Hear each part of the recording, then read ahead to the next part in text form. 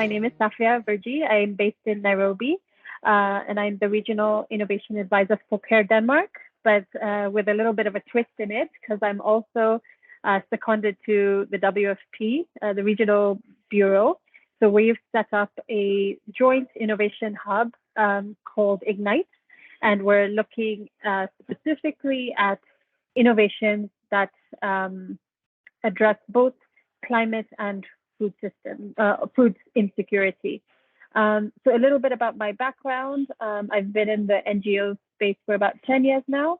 I was previously with the Kenya Red Cross, leading innovations for them, specifically focusing on community-led innovations. And we really looked at how to have locally led solutions address some of the most key challenges that we're facing in the humanitarian sector. So for Care Denmark, our focus is a lot on climate and innovation. So we have projects running in the region that are looking at testing and scaling solutions that specifically address climate issues. So really happy to be here and looking forward to sharing some of my thoughts, insights, and experiences, and of course to answer any questions. Thank you. Thank you so much, Safia, and it's great to have you in today's panel. Over to you, Richard. Yeah, thanks, Eriny. Good morning, good afternoon, everyone. It's so great to be here with the WFP community, see some old friends and meet some new ones. My name is Richard Choularton. I'm the Vice President of Operations at Tetra Tech. Tetra Tech is a global environment, engineering, international development consulting firm with about 22,000 staff working in 90 countries around the world. And I lead our work in international development in agriculture, food security, and disaster risk management. Maybe more importantly, for this conversation, I'm a WFP alumni. I started my career last century as an emergency coordinator and head of sub-office in Nicaragua. I was part of the team that set up the emergency preparedness and response team in Rome. And when I left WFP, I was the chief of climate and disaster risk reduction. And I think that's been a theme throughout the last 20 years of my work, is really trying to help improve the way that we prepare for, anticipate, respond to, and recover from disasters and support food insecure communities to do that. So it's so fantastic to be here amongst this community. WFP's always been a fantastic community for sharing innovation, but we all need to do it faster and more efficiently now. So we need communities like yours to do that. Great to be here today. Thank you. Thank you so much, Richard, and it's great having you here in our panel today. And actually, my first question goes to you. So from your experience, can you expand on the connection between innovating for climate change and reaching zero hunger, which is basically what WFP is about? Yeah, sure. I mean, this is a really tough question. I think, you know, in WFP, we've always known how important the climate is for food security, particularly in terms of the impact of climate disasters on the most food insecure people, and especially when that overlays with other problems like conflict and fragility and environmental degradation. And so we've been working on this in the WFP community since we were founded. If you look at the rules and regulations of WFP, I encourage you to look at Section 2, Article B. Our purpose, it's to help countries and food insecure people prepare for and respond to natural disasters. So it's really essential. And I think, you know, while we were trying to define the SDGs and the zero hunger goal, we were also getting our heads more concretely around the impact of climate change on food security and on people. And the links are clear. The obvious ones, more frequent and more extreme climate disasters. But there are other ones that are, I think, equally important. Slow changes in the climate, which often manifest themselves one disaster at a time, are changing the thresholds for viable agriculture and livelihoods water availability, moving disease vectors, and having a profound impact on the communities that we serve, creating different kinds of crises. If you look now at the crisis in the Horn of Africa, it's not the major droughts are unprecedented, but 4 or 5 failed seasons in a row creates a new kind of severity and duration of crisis that really threatens people's livelihoods and lives more significantly perhaps than we might have expected in the past. And that kind of longer duration, more severe crisis is our future. And I think that's one of the most important links to innovation. Is that, and you know, it's the climate change policy process and science process is important, but it's really essential to understand that it's conservative. So the rate of climate change is much faster than the IPCC projections. We are headed to a world with 3 to 3.5 degrees of global warming under current emissions scenarios. Our goal of keeping it to 1.5 degrees is barely in reach. It's not impossible, but it's barely in reach. And so with the climate changing so fast, and other things changing so fast, population growth, environmental degradation, urbanization, demographic changes, we need to change the way that we work with food insecure communities faster. And so I'll give you one like very clear example. Traditionally, it takes 20 years to breed a new variety of seed and just get it out to farmers. The climate is changing so fast that by the time you get seeds out to farmers, they won't work anymore. It'll be too hot, too dry, too wet, too short a season. And so innovation in seed breeding is bringing those times down to 6 years. But we really need 3 or 4 years turnaround for new seeds, or less, to get seeds out to farmers so that they can continue to innovate. So that kind of link between the rate of change of climate and other factors and innovation is so essential for us to be able to achieve zero hunger despite the headwinds. And then one last point that I'll make, you know, we before the Paris negotiations did an analysis with the UK Met Office to try and understand the trajectory of food insecurity under different scenarios of climate change mitigation and investment in adaptation and resilience. And one of the things that's really important in climate change is a lot of the trajectory of climate change is already baked in. Maybe that's not the best analogy, but baked into the climate. In other words, the global climate will continue to warm and change until at least 2050. And things that we do now to reduce greenhouse gas emissions will only really start to change the trajectory of global warming after 2050. So if we do everything right now, we still have until 2050 a period of change and warming that's going to bring more intense, frequent, and longer duration climate extremes that food insecure communities are going to have to deal with, which makes achieving zero hunger more difficult. So we've got our work cut out for us over the next 20 or 30 years here. Thanks. Back over to you, Eriny.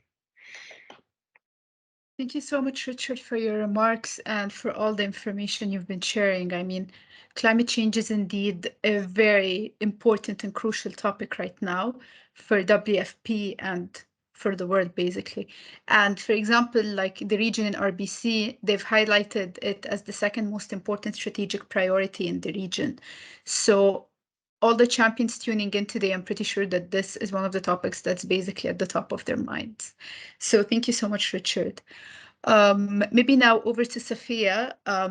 As CARE Denmark is deeply invested in the innovation at WFP, and especially in the regional bureau in Eastern Africa, where it's supporting the WFP Innovation Hub. Under the large umbrella of climate change, which areas do you think are currently in deep need of disruption? Thanks. Yeah, that question stresses me out a little bit because it's so, like, I don't even know how to start answering it. But I did do a little bit of sort of categorization of how I could answer it. So I think I thought about like which thematic areas under climate I would say need a lot of sort of disruption. And I'm coming from what I know within this region. And I think that's definitely around food, food production and availability, and then around water. And I think that that's where we're finding a lot of conflicts are happening, a lot of suffering and vulnerability that's happening because of these drastic climate events that we're facing in the region. We go from severe droughts all the way to floods in a matter of like a day or a week. And so I think these two spaces or these two thematic areas that fall under climate are where I would say I've seen a lot of solutions coming up, and I feel like there's a lot of opportunity for disruption in terms of making a lot of impact and solutions that can go to scale.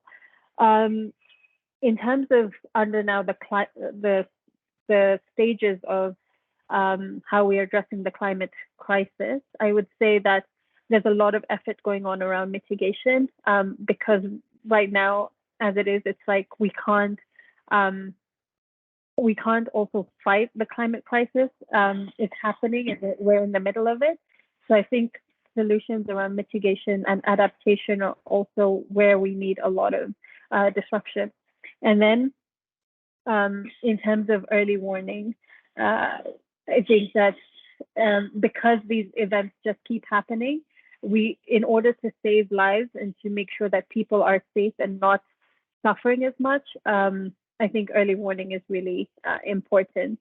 And then maybe just to add, solutions that are disruptive also need to be very inclusive, because a lot of populations or segments of the population that are actually most affected are those that people living with disabilities, and the elderly and women. So the solutions that are disruptive need to be very, very inclusive, and they also need to be it needs to be it needs to be affordable, or it needs to be accessible. We can't have solutions that are out of reach of the communities that are actually in the middle of the crisis.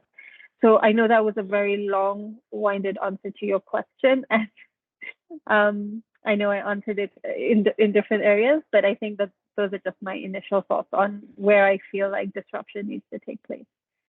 Back to you. Thank you so much, Safia. And I'm pretty sure I don't just speak for myself, but I think within the Innovation Champions community, we're all passionate about wanting to drive a positive change for WFP at this area. And I think based on this passion, what do you think are the opportunities or maybe exciting innovations that make you hopeful about the present and future of innovating for climate change?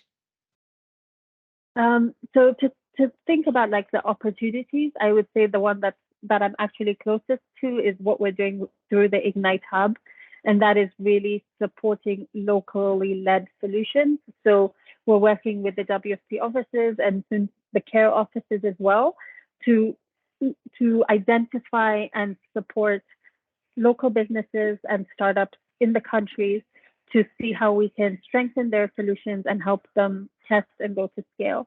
So I think that's such an exciting opportunity that I'm seeing, that funding is really now, there's a specific focus and effort to make funding available to local agencies and local organizations and local businesses as well. So I think that's only going to increase given the amount of pressure around localization and locally led solutions.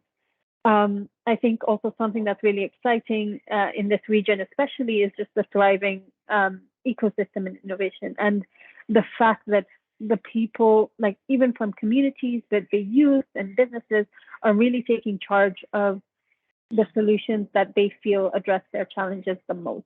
So we're seeing a lot of local ownership, which will then definitely support the sustainability of all of these solutions.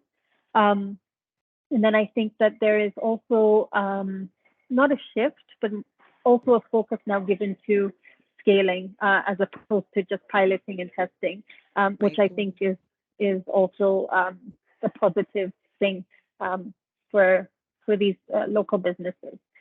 In terms of exciting innovations that I've come across, there are a lot, but I can sort of just share 2 or 3 that have stuck with me.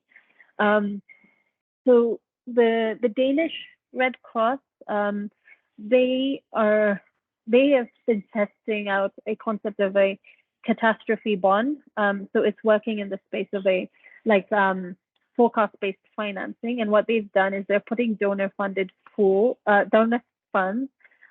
for climatic events into a savings or into a bond, and there are certain indicators or triggers that they've identified that then releases this funding, and it goes straight to the community. So I thought that was really interesting because it's making use of an innovative financing mechanism. And if you want to know more about it, please don't ask me, but there's definitely more information about that on the internet. And then I think this whole all these innovations that are starting to make use of solar energy are really interesting as well, because especially in this region, we're not really that short of solar or sunlight, so it's definitely something that we can make use of. So, for example, in Kenya, there is a startup that's working on these solar cold storages that they're giving to refugees living in Kakuma and Dadaab, and they are using those cold storages to be able to run their businesses. So I think that's really interesting to see. And then in South Sudan, there are solar-powered water pumps.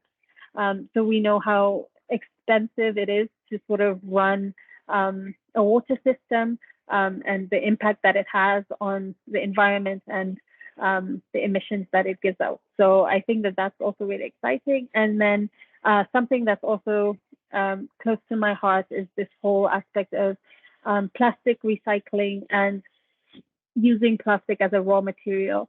And that's happening along the coast, I know, of Kenya and of Tanzania. And that really helps in terms of conserving the environment and the forest, which then in turn, of course, helps with the crisis of climate that we're dealing with. So I think that those, and sorry to mention some of the plastic companies that I've come across. There's Plasticpreneur and there's Precious Plastics that are doing amazing things, both very much at the local level with small businesses. So I think that those are just a few of my thoughts and some of my favorite solutions that I've come across. And happy to hear also what other solutions are out there. Thank you. Thank you so much, Safia. And it's actually very interesting to hear about all these solutions and everything that's out there. So it was quite interesting to listen to. And now maybe over to Richard. So do you think there are any particular areas where innovation is creating the needed change when it comes to our climate-related objectives that we have? Yeah, thanks, Eriny. That's a great question. I could probably talk all day long about about that one. Yeah, I mean, I think I was reflecting on your question before about disruption. I think disruption is really important, but I also think, at least in my experience, innovation is a long process of layering solutions on top of each other until you get the combination of breakthroughs you need to achieve this disruption. Things don't always happen as quickly as we want, and I think it's really important to focus on some of those foundational things that are happening. And so there's a couple of areas that I'm really excited about. One is, and we've been talking about this in WFP for a long time, is integrated resilience programming and bringing together multiple tools to solve complex problems that are driven by communities' needs. So thinking through WFP's Food for Assets programs, but then also thinking about the innovations that have been layered in over the years in terms of insurance and anticipatory action and climate services and many of the other tools that WFP's been using to try and improve food security at the local level. And I think what's really exciting is we're starting to see more and more evidence of those those integrated approaches working, and those examples are concrete. So we can see changes in the extent to which households' food consumption scores or dietary diversity or coping strategies indexes drop after a shock, and really see the benefits there. So I think that's really exciting to see, and it's exciting to see how WFP and its partners are pushing the limits there and thinking through what to do next and what further innovations are needed as the climate changes.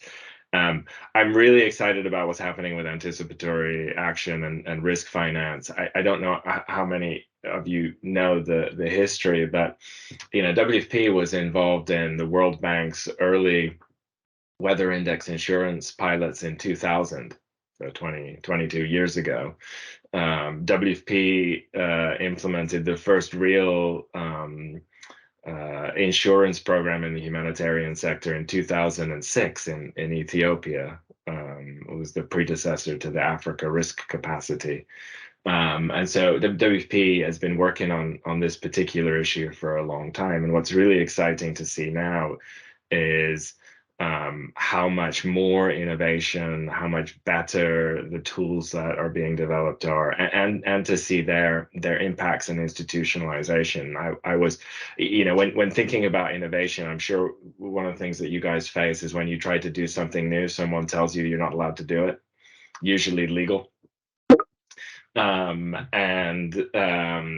What's what I always found as a entrepreneur inside the WFP was it's really good to have your pen on country project documents and policy documents, so you can put in their little footnotes or sentences or phrases authorizing you to do cool new things. So just a tip that I would pass on there: make sure you put cool new things in your documents that go to the executive board, so that you can demonstrate to the system that you're allowed to do these things. I think it's probably easier now than it used to be, but it's really amazing to see, for example, anticipatory action built into the IRA mechanism. The Red Cross has instituted a forecast-based finance window in the draft, and we're starting to see real evaluations of the impact of anticipatory action, showing the results that we thought were possible when we started that. So that's one area that's really exciting, and we could talk about the specifics there. There are two other kind of areas that I wanted to bring up as examples of things that I think are really exciting. One is what we're able to do now with advanced analytics. I mean, I think that's always one of the things I think about is what would I really love to do that I can't do. And so we've been using, in our field, satellite remote sensing for early warning and agroclimatology for early warning for decades. But when you try to use it, it's really difficult, or has been really difficult until recently, to apply it at the very local level. You can get a general sense at a country or a regional level of the level of drought stress, for example, and look for production shocks. But if you want to use it, especially at the farmer level, it's always been too coarse and not precise enough. And so the work that's currently going on around using machine learning and artificial intelligence to give us, and new high resolution satellite data to give us granular analytics at the field level are, I think, transformative, because there are so many applications for that kind of analysis. Applications for farmers. So one example, for example, there's a analytics startup called 6Grain that works with BASF, the input provider in Egypt, where they combine field locations of farmers with disease models and climate models to send out text messages to retail extension agents for tomato farmers saying, hey, your farmers have a higher risk of downy mildew or other diseases over the next 3 or 4 days. And then that extension retail agent is able to text their farmers and say, hey, I'm coming to your village tomorrow. I'm going to give a seminar on treating downy mildew, and I'll have product that I can sell you if you want to buy it. And so that level of precision anticipatory action at the farmer level we've never been able to do before. And so more and more we have that kind of analysis to drive those kind of very precise solutions for farmers. And of course, there's another level of that. With that level of granularity of analytics, we're much more able to answer the big questions too, like what will production be this year? How much will a country need to import? We can run that through our food security baselines to figure out who is going to be food insecure when, with a level of granularity that we've never had before. So think of the applications for shock responsive social protection of that kind of analysis. And then one last kind of area where I think there's some real progress, and that's been unlocked, I think, politically. I don't know how much you guys follow the climate change negotiations, but I think we all know that agriculture and the food system account for 25 to 30% of global emissions. And in the lead up to the Paris Agreement, at the political level, you could not talk about agriculture because in the process of setting the rules, countries like India, China, Argentina, Brazil, South Africa wanted to reduce their proportion of responsibility for global climate change. Everybody was maneuvering to reduce their responsibility for climate change. For better or worse. And as one of the negative impacts of that was that agriculture was kind of off the table in the global policy dialogues. That meant that agriculture and soil carbon and carbon finance for agriculture was also pretty much off the table. It was very difficult to do formally. It was very difficult to do informally. But after Paris, we now talk about agriculture, and what's happening is I think pretty much a global revolution. It's almost like a Wild West gold rush when you go to some startup innovation conferences on agriculture, around soil, especially around soil carbon and soil carbon sequestration. And so I think there's a really important change coming globally that will allow farmers to be essentially paid for their carbon sequestration or penalized for their emissions. I mean, that's the other side of it if you think about methane emissions from rice. And so there are initiatives out there like Rabobank's Acorn initiative, which uses carbon finance to finance the transition from rain-fed monocropping to agroforestry systems with multiple sources of income and production and higher value crops. And they use the carbon credits in order to be able to support the cost of transition for those farmers.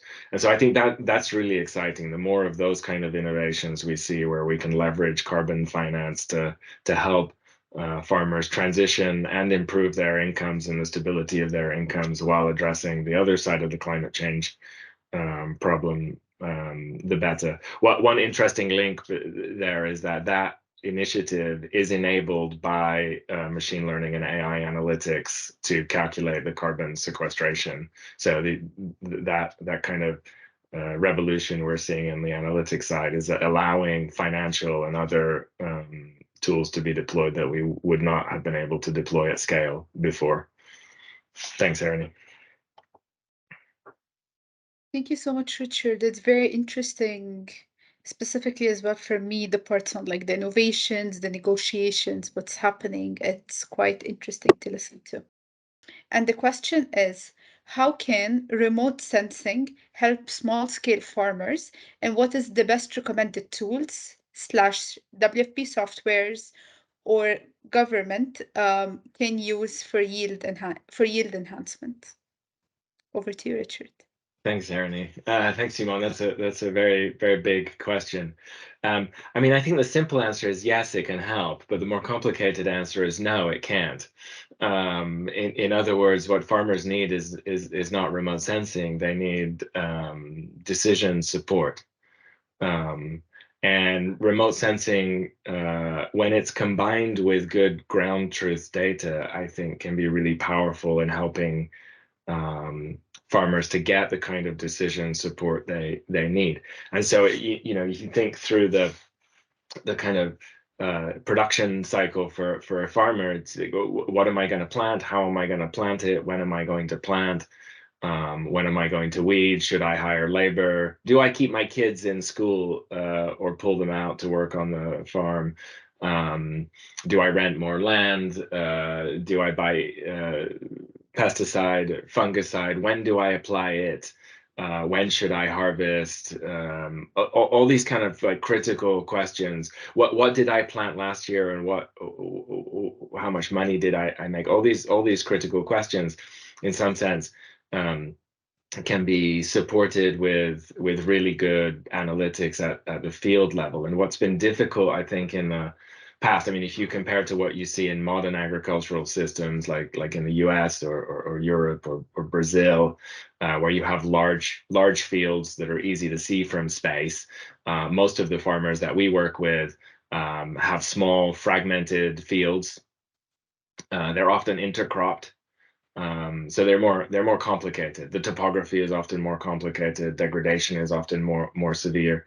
So one of the biggest challenges in using remote sensing at the farmer level is getting down to the granularity that's useful for farmers. And so that's where things are starting to change. So we're starting to see, I think, three variables, let's call them, that are becoming more and more accessible. One is field boundaries, like where is a field? And obviously a farmer knows where the field is, but you have to be able to put that into your system in order to interpret the remote sensing and get to an answer. So where's the field? What's grown there? Crop type identification. And then what's the yield? Yield is really hard to estimate. And so if you talk to some of your colleagues in RAM, like Rogerio Bonifacio's team, they're doing amazing work combining ground truth information using machine learning and high resolution satellite imagery to do field identification and crop type mapping that is useful. Then the other thing, like what are the best software and tools? I think that's really difficult to answer. I'll put in a link to a website for a project that we run that mapped out all of the actors working in this space, so you can maybe find some good examples for where you work. But I think one thing we often try to do is we try to go straight to the farmer. And in many cases, that's a good idea. But there's a lot of opportunities, I think, a bit higher up the value chain and in the market system to deploy innovation so that partners who are seed and input providers or extension services, government or private extension services, or shared mechanization providers, think like Hello Tractor, for example, can use this kind of data to provide better, more efficient services to those farmers and connect them better to markets on the input and services side and on the output and aggregation side. So think of some of your insurance partners like Pula who are using this technology both to provide insurance and improve access to credit, but also on the back end to provide improved analytics on production and the impact of shock. So there's a lot to unpack there, but I think we're at the cusp of really being able to do things that we've never been able to do before. Thank you so much, Richard. And there's a comment from Maria mentioning that this would help a lot the CBT networks and projects that we have. So thank you so much for sharing. And maybe we can have one. Okay, so there is another question. What are the expectations for global events like COP27 and what opportunities do you see? Safia, would you like to take this? Sure. So maybe my angle would come more from the innovation perspective because that's the area that I work in. But I think that I would like to see a lot more flexible and flexible financing and flexible projects to help test solutions, and a lot more commitment, I'd say, to see the testing and scaling of innovation. So what we're finding a lot of is that we do get funding, but it's to the pilot stage, and then there's no room for incorporating a lot of the learnings and iterating of solutions. So I think I'd like to see that from a financing perspective, but maybe from a more personal perspective, I think I'd like to see a lot more action. I feel like there's a lot of talk happening at COP, and in terms of the penalizations or the support in terms of loss and damage, etc. So I think I'd like to see a lot more support and assistance going to countries that are actually facing the brunt of the climate crisis. So I hope that answers the question.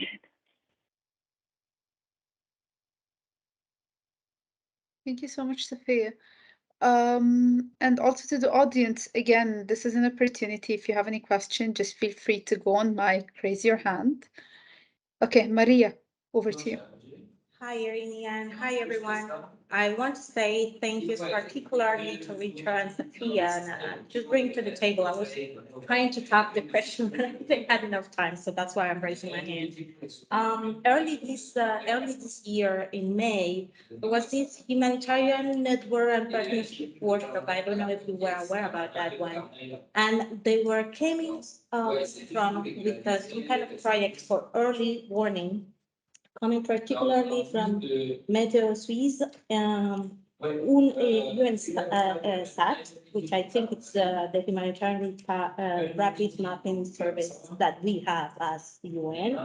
And there was as well something regarding social media for disaster risk management, based, as we said, on the use of cell phones and like really basic cell phones on the ground. That was something that was popping up on that workshop. So my question is there any, or do you foresee that WFP will join forces with this kind of projects, or is there any way for us to kind of integrate in our responses? And this is me coming from Chad, where right now, you have the Sahel just on top of the country, and yet we have floods at the same time. Right now, we're having floods even in the capital city. So my question is there any policy or innovation at policy, maybe any project of integrating ourselves or our projects with what is happening already with other UN agencies, which is the case of the UNSAT, or these other humanitarian setups, which is the case, for example, for Meteo Suisse or the social media disaster risk management tools. So over to you. Thank you very much.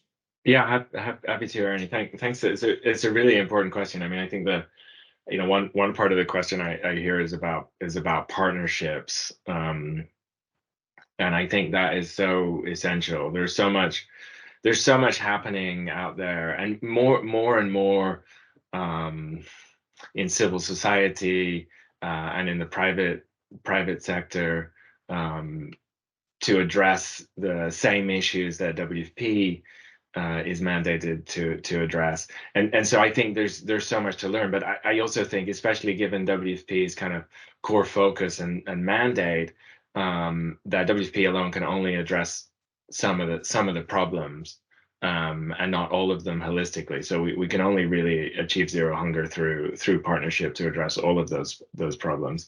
I think one of the things that is really exciting is, as more and more people are connected, but recognizing that a lot of the most food insecure people are not connected. They're the least connected, least access to cell phone networks and data and smartphones.